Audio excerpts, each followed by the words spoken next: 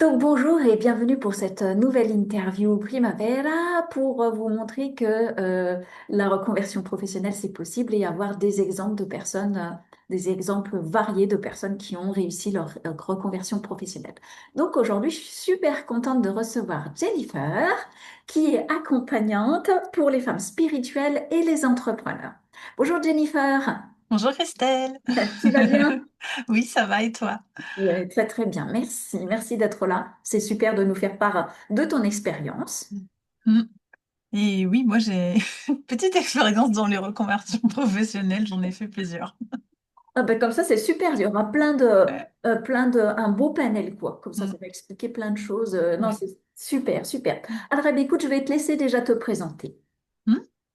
Donc aujourd'hui, je suis entrepreneur, entre autres, et donc, comme tu le disais, j'accompagne des femmes plutôt qui sont dans l'entrepreneuriat, qui sont spirituelles, et voilà, je vais les accompagner vraiment à assumer cette partie d'elles au niveau de la spiritualité, à les aider à développer leurs capacités, enfin vraiment à mettre leurs dons au service du monde et à ce qu'elles puissent se sentir justement, on va peut-être en reparler, pleinement sur leur chemin de vie, qu'elles se sentent vraiment dans, dans leur mission en fait. C'est hyper important pour moi.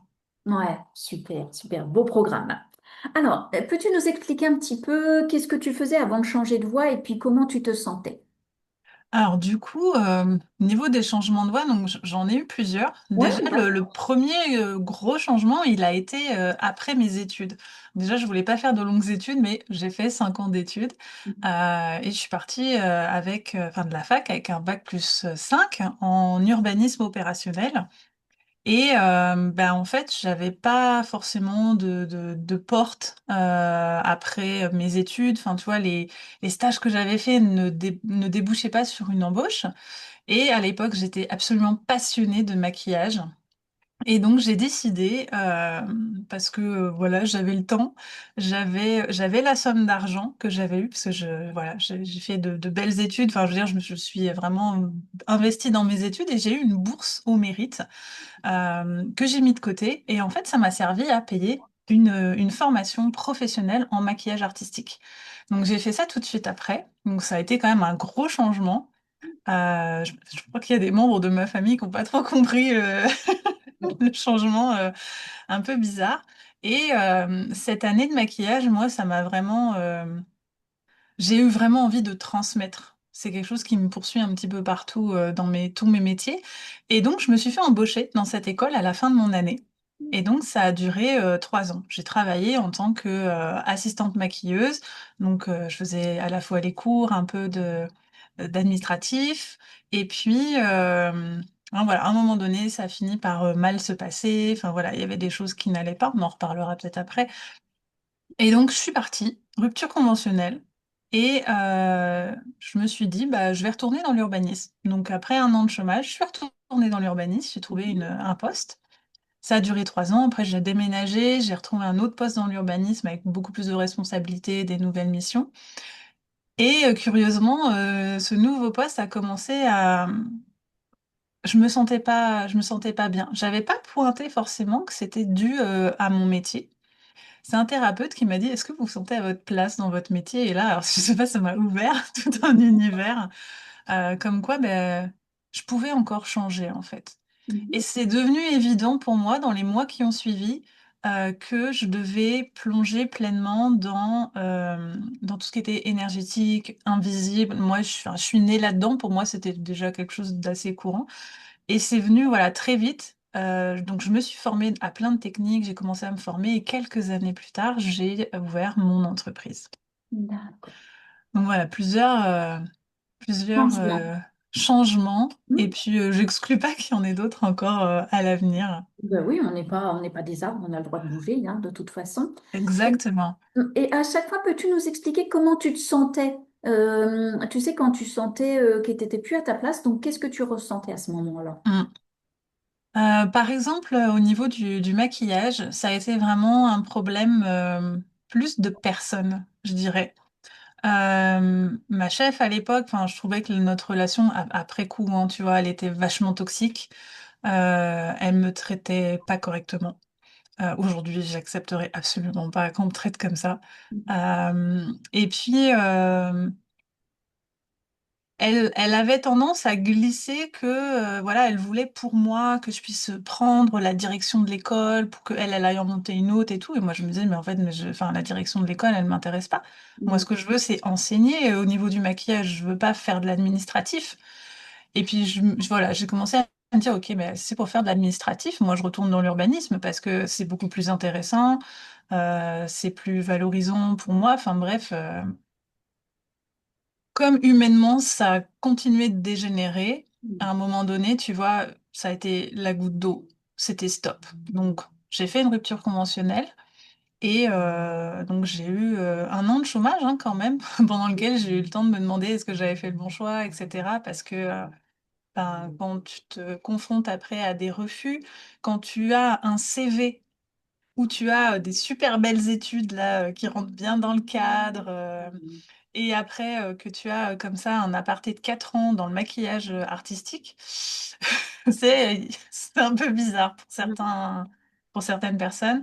Et je sais que pour certains entretiens que j'ai eus, ça a été bloquant, voire même des fois, ça n'a même pas été jusqu'à l'entretien. Le fait que tu aies changé comme ça de différents domaines. Ouais, ouais, ouais. Ok. Clairement, je pense que ça a été. Enfin, tu vois, c'est comme l'urbanisme et le maquillage, ça va pas ensemble. Ouais, ouais. Oui, oui, ils connaissent pas l'appel de l'âme. Ouais, c'est ça. Puis curieusement, là où j'ai été embauchée après, elle m'a dit, enfin, du coup, une ancienne chef, que c'était ça qui avait plu, justement, ce côté un peu diversifié, que voilà, que j'osais faire des choses différentes. Donc ça dépend aussi hein, des Oui. personnes qui vont être là pour. Bah, ce qui était drôle, c'est que du coup, après, je me suis retrouvée dans un environnement où j'ai pu apprendre une version, disons, plus saine des relations hiérarchiques. Mm. Hein, c'était drôle parce que en ayant dit stop à des relations toxiques, ensuite, c'est comme si la vie m'avait montré comment ça pouvait être différent. Ouais. Et ça a beaucoup fait évoluer mon rapport avec l'autorité en général. Et ça m'a appris, moi, quand j'ai accédé à un poste à responsabilité, à être bienveillante avec mes propres agents parce que j'avais un modèle de bienveillance. Mm. Donc, ça a été très, très nourrissant, en fait. Chaque expérience nous apporte quelque chose, en fait. C'est ça. Ouais, Quand on fait le déroulé de tout, on se dit, mais ça m'a apporté ça, maintenant je m'en sers maintenant, ça m'a apporté ça. C'est rigolo quand même, le ouais. chemin que ça trace à chaque fois. J'aime bien, Hmm. c'est rigolo. Et On n'est pas toujours capable de le voir sur le moment, hein. non, c'est ça. C'est Ouais. quand on y réfléchit après et qu'on fait je sais pas, qu'on l'écrit et qu'on note, en fait, on se rend compte que ça se déroule tellement bien. Hmm. Hein, c'est ça qui Ouais, est ouais, ouais. Puis vraiment il bluffant. faut oser aussi, tu vois, revenir sur son passé sans le voir comme un échec, parce que moi j'ai longtemps vécu ça comme un échec, Hmm. alors que finalement, ben, ça l'était pas tant que ça. Et qu'est-ce que je peux en tirer de positif? Aujourd'hui, je peux le voir, mais sur le coup, c'est pas toujours facile Oui, c'est ça, de c'est ça. s'observer. Mm, Exactement, c'est parce que on nous a appris que l'échec c'est pas bien, on nous apprend ça en fait, hein, mm, alors que quand on va aux États-Unis ou autre chose, ben ils voient ça d'une autre manière. mm. L'échec c'est une expérience quoi, c'est parce qu'on vient mettre une émotion dessus quelque chose, mais c'est juste une expérience qui est neutre. Après c'est Et comme puis finalement, enfin, tu vois, avec le recul, j'y vois même pas un échec. ouais, voilà. Il y a pas d'échec. J'ai fait, comme tu dis, j'ai fait une expérience, je suis passée à autre chose, et il n'y a pas d'échec à partir du moment où tu considères pas que tu dois passer 40 ans dans la même entreprise, il n'y a pas d'échec, il n'y a pas de honte à changer. Exactement. Ce sont des Mm. expériences à chaque Mm. fois. Et en tout cas, pour finir ta question sur la deuxième fois que j'ai changé, que je suis passée du coup de la fonction publique à l'entrepreneuriat, ça a Oui. été plus vraiment l'appel de l'âme là pour le coup, un espèce de mal-être intérieur. Euh, on peut se dire, ah bah tu sais, genre je suis pas bien, mon emploi me convient pas, etc. J'ai fait plusieurs burn-out, mais en fait c'est juste un appel de l'âme qui te dit t'es pas à ta place ici. Donc encore une fois, ça dépend comment tu regardes les choses. Exactement, oui, exactement. Tout à fait, tout à fait. Alors, dis-moi, quelles ont été tes plus grandes peurs et résistances que tu as dû surmonter à chaque fois que tu as changé?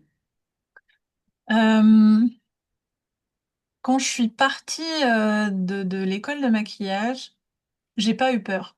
Mhm. j'ai eu ni peur ni résistance. C'était tellement un ras-le-bol que Mhm. c'était presque une délivrance en fait. Mhm. Donc ça a été assez fluide. C'était pas facile à vivre comme période, mais il fallait que je sorte de là en fait. Donc c'était pas de résistance de ma part, pas de peur à me dire, tu sais, je vais changer, parce que c'est pas comme si je changeais pour autre chose Mhm. directement, tu vois. Ouais. C'est genre, je coupais quelque chose, puis bah, je cherchais du travail ailleurs. Mhm.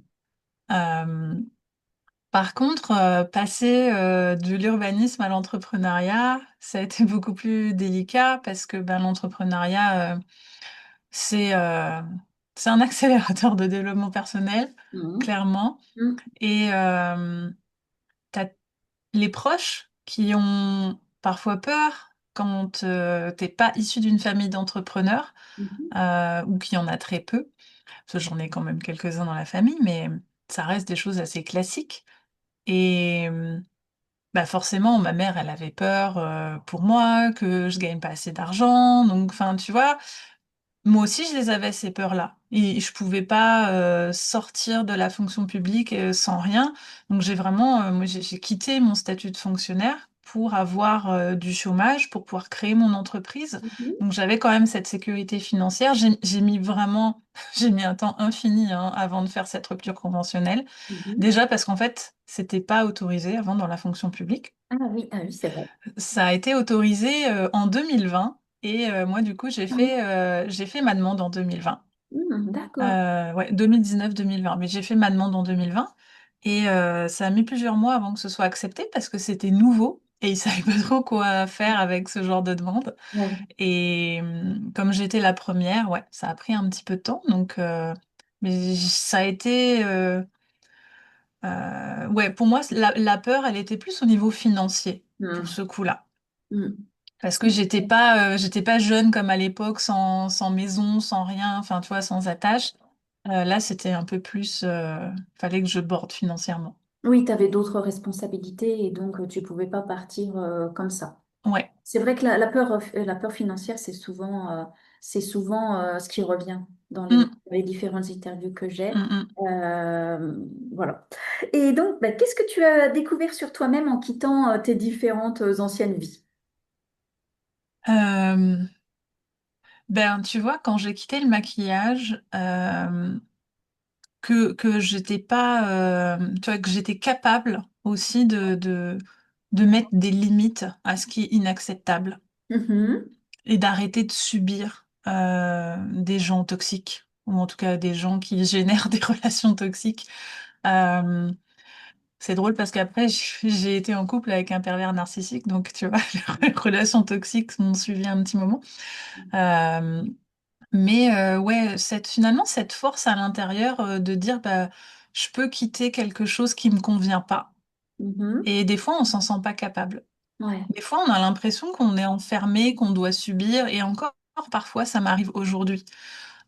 Tu vois, là, je suis entrepreneur, mais j'ai aussi repris depuis 2 ans à mi-temps un emploi dans la fonction publique. Mhm. Euh, et je me sens un peu prise au piège dans cet emploi, mais justement à cause de la pression financière. Je peux Mhm. pas le quitter à cause de ça. Euh, Après, quand, euh, quand je suis partie, tu vois, plus de la fonction publique à l'entrepreneuriat, Mhm. bah, comme je disais, l'entrepreneuriat, c'est carrément un accélérateur de développement personnel. Donc, ça a été. Là, j'ai vécu les 4 dernières années les plus intenses de ma vie à titre personnel, tu vois. Je suis absolument pas la même personne qu'il y a 4 ans. Euh, enfin, je sais pas, je pourrais pas te décrire dans le détail, tout a changé en fait. Mhm. Absolument tout. Mon rapport aux relations, au travail, à moi-même, enfin, absolument tout.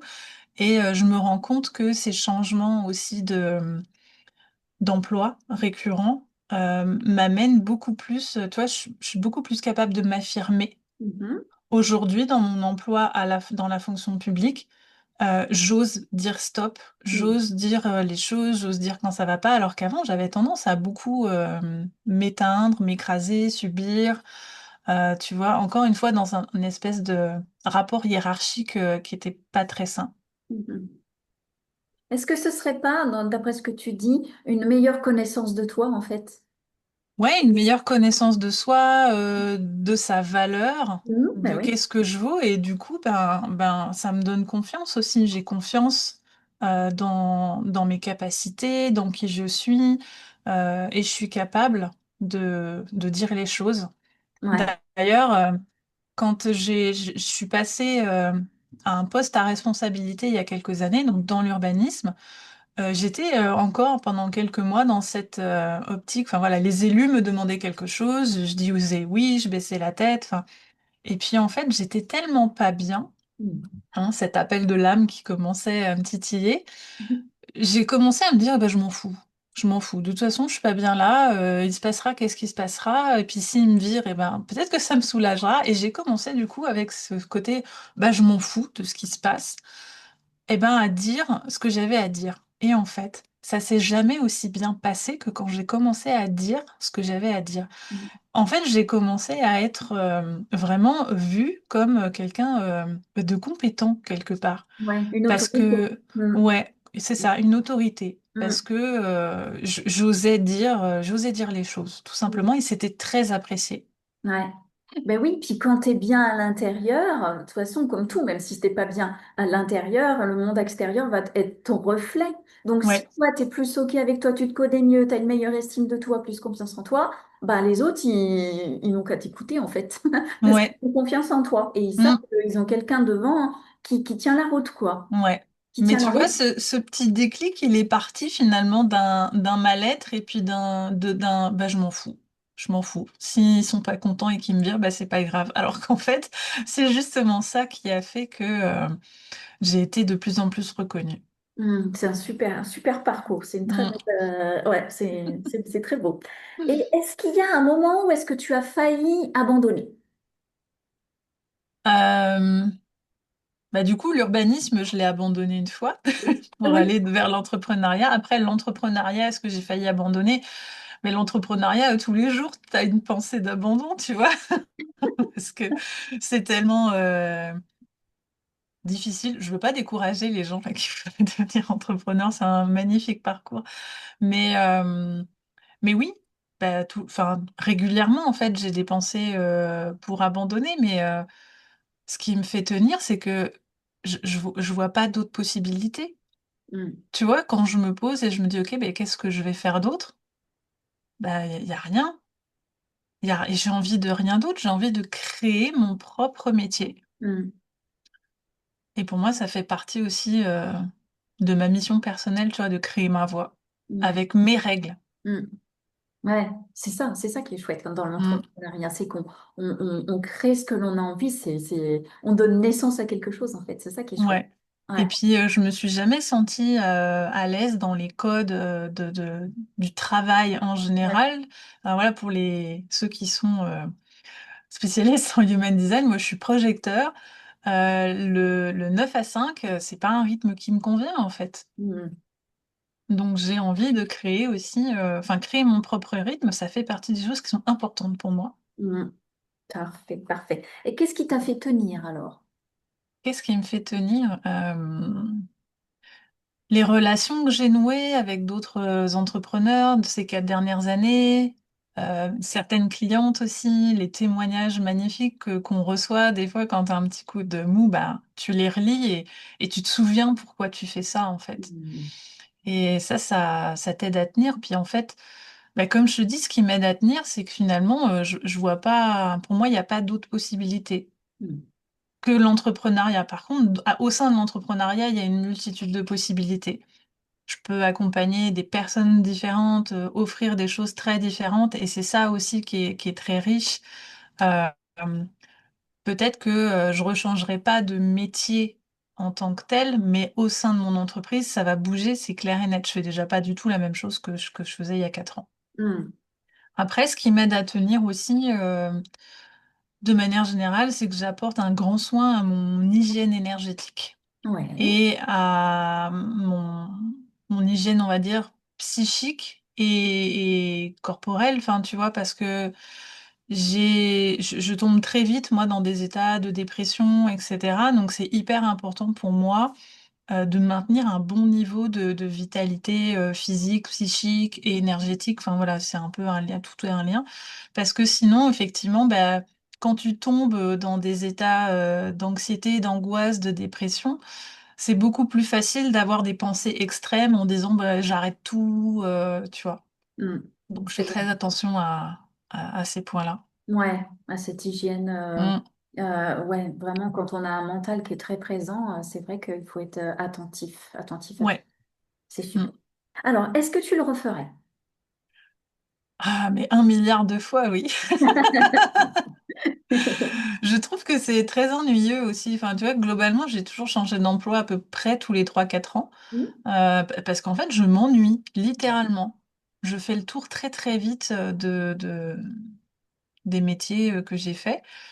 Euh, Après, bah, tu sais, c'est ce qu'on appelle le bore-out, là. Tu t'ennuies, c'est pas que tu Oui. manques de tâches, Ouais, c'est que c'est ennuyeux ouais, et et moi, j'y arrive pas, en fait. Je peux pas faire un truc qui a pas de sens. ouais. Et puis c'est un petit peu répétitif aussi quand tu l'as fait une fois, 15 Ouais, fois. Au bout d'un mm, moment, c'est toujours pareil et on c'est ça, s'ennuie, quoi. exactement. Ouais, je te comprends tout à fait. Moi, c'était Mm. la même chose pour moi aussi. Je m'ennuyais au bout d'un Tu moment. De t'ennuyais? faire toujours la même chose, au bout d'un moment, t'en peux plus, quoi. Tu te dis, ben non, moi j'ai envie d'autre chose. On a envie d'évoluer, on a envie de passer à autre chose. Et puis Mm, c'est toujours se remettre en question, en fait. Quand tu changes, tu te remets en question. C'est challengeant, c'est chouette, en fait. Enfin, moi, j'aime bien. ouais. Tant que les choses sont bordées, tu vois, au niveau, tant qu'on se sent en sécurité, parce que c'est quand même important. Mais ouais, au rythme de chacun, il faut s'autoriser à changer. Ouais, ouais, exactement. Et comment, bah, tu nous en as un petit peu parlé, mais comment ton entourage a réagi à ce changement de cap et puis comment tu l'as vécu, toi? Euh, Bah, comme je disais, oui, ma mère, elle avait un petit peu peur. Donc quand je l'ai rassurée en lui disant non, t'inquiète pas, voilà, je vais toucher le chômage, voilà, ça l'a rassurée. Mhm. Mais en fait, mes parents m'ont jamais empêché de faire quoi que ce soit, hein. Il n'y a pas eu de choses comme ça. Euh, Puis en fait, tu vois, si je regarde vraiment ma famille, on n'interfère pas trop les uns les autres. Tu vois, j'ai 2 frères aussi, on n'interfère pas forcément, on juge pas les actions des autres, hein, tu vois, au niveau de leur métier, de leur choix et tout. Donc ça, c'est aussi, bah, c'est chouette, toi, d'être respecté en fait dans tes choix. Mhm. Après, ça veut pas dire que ils pensent rien, mais en tout cas, ils viennent pas projeter leurs peurs ou leurs propres idées, leurs propres opinions sur toi. Tu vois, c'est ça surtout des fois qui se passe, hein, c'est que les gens vont projeter euh, leurs Leur peur? propres croyances, leurs Mhm. peurs. S'ils pensent que l'entrepreneuriat c'est compliqué ou que c'est pas possible, ils vont te le projeter. Donc c'est hyper important de se protéger, voire même de s'éloigner temporairement de ces personnes pour pas se laisser polluer, parce que sinon tu peux vite perdre ta direction.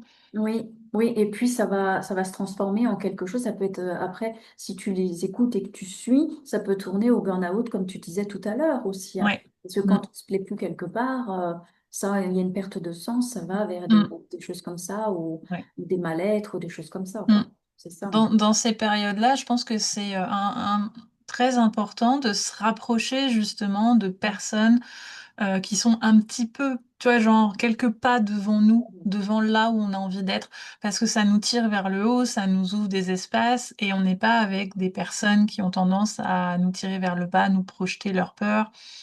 Euh, c'est hyper motivant hein, d'être dans un groupe avec d'autres entrepreneurs. Moi, pendant 2 ans, j'ai été justement dans un groupe en local d'entrepreneurs féminines. Enfin voilà, on n'était que des femmes. Et il y avait des groupes de soutien, il y avait des petits cours de marketing, il y avait plein de choses, on pouvait échanger, c'était très riche. Ouais. Puis ça, c'est chouette parce qu'elles ont déjà fait il y en a certaines qui sont déjà plus loin, elles ont déjà Mm. fait le chemin, donc elles savent comment ça fonctionne, en fait. Ouais, exactement. Bon, après, je suis pas restée plus que ça parce que moi, le chemin que je traçais, c'était pas le chemin que la plupart des personnes traçaient. Ça restait quand même dans l'entrepreneuriat, pardon, assez classique. Hmm. Et moi, je voulais tracer une autre voie, en fait. Et peut-être elles n'étaient pas dans le spirituel et toi tu es plus dans le spirituel, ce qui fait que il y Ouais, avait peut-être des choses, oui, on voit pas les choses ouais. pareilles en fait. Ouais, puis moi je voulais vraiment voir plus grand. Déjà, je voulais faire du en ligne. La plupart ne faisaient pas de en ligne. Il y avait quand même une numérologue dans le groupe, Mhm. mais voilà, elle voyait, enfin, tu vois, d'enchaîner les séances à l'heure chez elle, enfin, dans un cabinet. Et en fait, moi, très très vite, en tant que projecteur, là, enchaîner 8 séances par jour, c'est pas possible. Tu Ouais, vois, non, moi, non, quand j'ai un non. ou deux clients dans la journée, c'est bien, ça me suffit. Et Mm. encore, pas tous les jours, parce qu'encore une fois, sinon je m'ennuie. Ouais. Et puis c'est Euh, énergivore aussi. Et C'est c'est très énergivore. énergivore. Mm, Ouais. mm, mm, mm. Donc voilà, j'ai été chercher d'autres entrepreneurs en ligne qui avaient une Ben vision oui. différente et qui aident en fait à, à, à te sentir légitime, à trouver une nouvelle voie, une nouvelle façon d'entreprendre. Mm, mm. Ok, ok. Et qu'est-ce qu'elles t'ont apporté concrètement, ces différentes reconversions? Hum, hum. Ben, comme je disais, déjà un rapport plus sain à l'autorité, à la hiérarchie. Moi, ça me permet aujourd'hui d'accompagner mes clientes d'une manière que je trouve tu sais, dans le coaching ou dans certaines choses, on a une position haute. Mhm. Et moi, je déteste ça. Ouais, d'accord. Donc, ça me permet d'être sereine dans l'accompagnement de l'autre en me mettant au même niveau que lui. Mhm. Euh, En fait, ça m'a amené vraiment beaucoup de confiance en moi. Ouais. Tu sais, une forme de résilience, de Mhm. pouvoir sortir de situations et de savoir que, bah, en fait, je peux rebondir derrière. Mhm. Parce que c'est pas une paille hein, dans une vie quand tu quittes Mhm. complètement, que tu fais une grosse reconversion. Moi, je sais que voilà, si demain je dois quitter puis trouver un autre job, je sais que ça se passera bien. Ouais. Je le sais. Donc ça amène beaucoup de résilience, beaucoup de confiance en fait, dans sa capacité à rebondir, Ouais. Ouais. Dans dans la ta confiance. capacité, ouais, dans cette espèce de capacité à changer, à se transformer perpétuellement. Mhm. Et oui, on découvre on a des trésors cachés en soi et qu'on peut faire face à tout type de situation, en fait. Ouais. C'est ça la confiance en soi, c'est savoir que quels que soient les événements qui vont arriver, tu as toutes les forces en toi pour le gérer. C'est ça, Mm. c'est ça Ouais. qu'on découvre beaucoup Mm. aussi. Et même des fois, dans des situations, je sais pas, plus quelque part dramatiques, Mhm. euh, alors ça concerne pas directement l'emploi, tu vois, mais quand j'étais dans ma relation toxique, je pensais que je pouvais pas le quitter parce que je pouvais pas assumer l'appartement toute seule. Il était Mhm. trop cher. Donc, tu vois, ça fait un peu penser à je peux pas quitter mon emploi parce que j'ai peur que financièrement ça suive pas. Mhm. Sauf qu'en fait, quelques mois plus tard, eh ben, cet ex, il m'a annoncé qu'il pouvait plus payer le loyer. Mhm. Donc en fait, il a fallu qu'on parte de cet appartement. Et puis j'ai rebondi en fait. Mhm. J'ai été quelque temps chez mes parents, le temps de retrouver un appartement, j'ai retrouvé, et puis je suis repartie, et puis je me suis vachement rapprochée de mon boulot, j'étais à 10 minutes à pied. Enfin, il y a toujours des choses qui se passent, même des fois là où des fois on n'a pas envie de le voir, le choix. Tu sais, Mhm. moi je pouvais pas imaginer quitter mon appartement.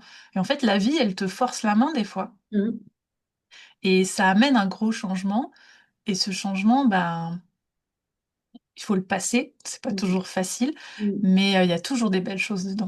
Il y a Ouais. toujours. On te pousse un petit peu comme ça et dit, allez, c'est le moment, là, il faut Ouais. que tu ailles, il Mais faut en que tu fait, fasses ta sinon nouvelle ta vie. vie, elle change jamais. Bah oui, oui, oui, oui. C'est chiant en fait. Ben oui, mais c'est ce qu'on disait dans le travail, en fait. Ça en revient à faire toujours la même chose. Et puis, à un moment donné, c'est pareil dans la vie, quoi. Si on fait toujours la même chose, au bout d'un moment, ben, on s'ennuie, quoi. Ouais.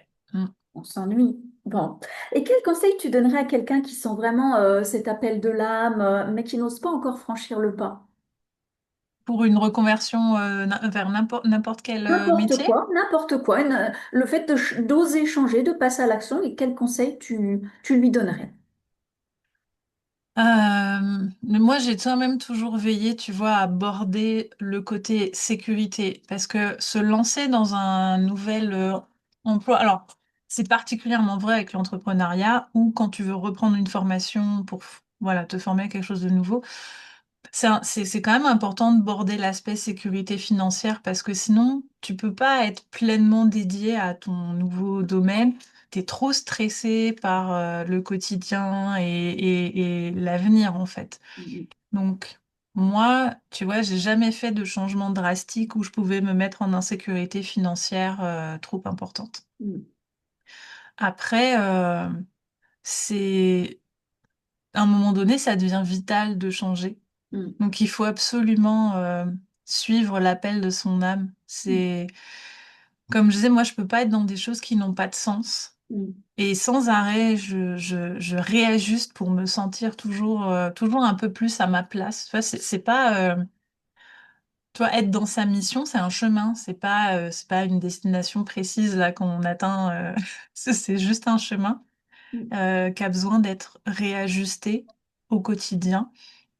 Et c'est pour la santé mentale, je crois que c'est hyper important quand on a envie de se reconvertir, de sauter le pas. Ouais.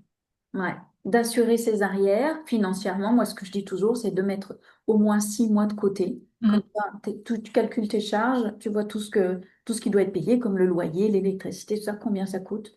Tu mm, mets de côté, ou alors tu prends un petit emploi alimentaire, comme on dit, en mm. attendant pour qu'il n'y ait plus ce côté, surtout enfin, quand on veut faire entrepreneur. Après, quand Ouais. on veut faire autre chose, qu'on veut changer d'emploi, c'est encore autre chose. Mais au moins de mettre cette sécurité qu'on n'a pas à ça à penser et comme ça Mm, laisse le temps de se mettre en place, quoi. C'est ça. Et ouais. au niveau de la charge mentale, déjà, et le système nerveux, il est rassuré. Allez, Mm, on survit, c'est bon, quoi. Maintenant, c'est que du plaisir, quoi. Enfin, du ouais. plaisir. Après, il y a des contraintes, mais disons que dans l'ensemble, c'est plus pareil, quoi. Mm. Plus pareil. Entreprendre en mode survie, c'est qui tout double, hein. Soit Ouais, ça te fige et dans ce cas-là, franchement, t'es bon à rien. ouais. Donc c'est l'échec quelque part assuré. Euh, Ou ça peut, chez certains, hein, ça a un effet justement au contraire, ça les booste et ils Ouais. vont se donner à fond. Moi, je suis plutôt de la première catégorie, tu vois. Mm. Moi, Ouais. ça me fige l'insécurité et du coup, après, tu vas créer à partir d'un espace de manque, d'un espace de peur et c'est pas du tout là où j'ai envie, enfin, je veux dire, dans l'accompagnement humain, c'est important d'être bien avec soi-même aussi. Exactement, tout à fait. Bah, je te remercie pour ce témoignage, c'est vraiment très inspirant. Et puis, bah, peux-tu nous expliquer un petit peu comment on peut travailler avec toi? Qu'est-ce que tu proposes en ce moment? Bah justement, du coup, moi, j'aide un peu des personnes qui ont envie de se sentir vraiment alignées sur leur chemin. Alors, je travaille plus particulièrement avec des entrepreneurs, notamment des entrepreneurs spirituels hein, qui ont déjà, comment dire, qui ont déjà pas mal travaillé sur elles. Hein, parce que voilà, mes approches sont assez profondes, j'ai envie de dire. Donc, ça peut vite ne pas te parler si t'as pas déjà un minimum de connaissances de toi-même. Mhm. Donc moi, mes outils, ça va être, j'adore l'astrologie, le human design en tant que connaissance de soi, c'est un outil absolument passionnant. Je sais que tu connais aussi le human Oui, design, donc oui, oui. c'est justement en tant que reconversion professionnelle, c'est des outils qui sont absolument ultra puissants Oui. pour aller s'aligner en fait Mhm. avec son âme. Mhm. Donc moi, voilà, j'aime beaucoup faire ça. Et puis après, j'ai toute une partie énergétique soins énergétiques, des libérations karmiques, je fais beaucoup de lectures de vie antérieure et j'ai la sono énergétique aussi, donc Mhm. avec le son qui Mhm. permet d'aider à transformer des choses à l'intérieur. Du coup, moi, la transformation, ça me poursuit, c'est pas juste Mhm. les emplois. Ouais. Ça se passe aussi au niveau personnel, voilà, d'aider à traverser des choses pour rayonner, pour s'assumer, pour oser. Donc voilà un petit peu ce que je fais. Et puis on peut me retrouver Voilà, sur sur Instagram. Instagram Oh, bah, il y aura... principalement. Hein. Mm. Mhm. Ok, c'est parfait. Bah, je te remercie, Jennifer. Merci beaucoup pour ton expérience. Merci Et puis, Christelle. bah, j'espère que ça vous aura plu, ça vous aura donné des idées. Voilà, à bientôt.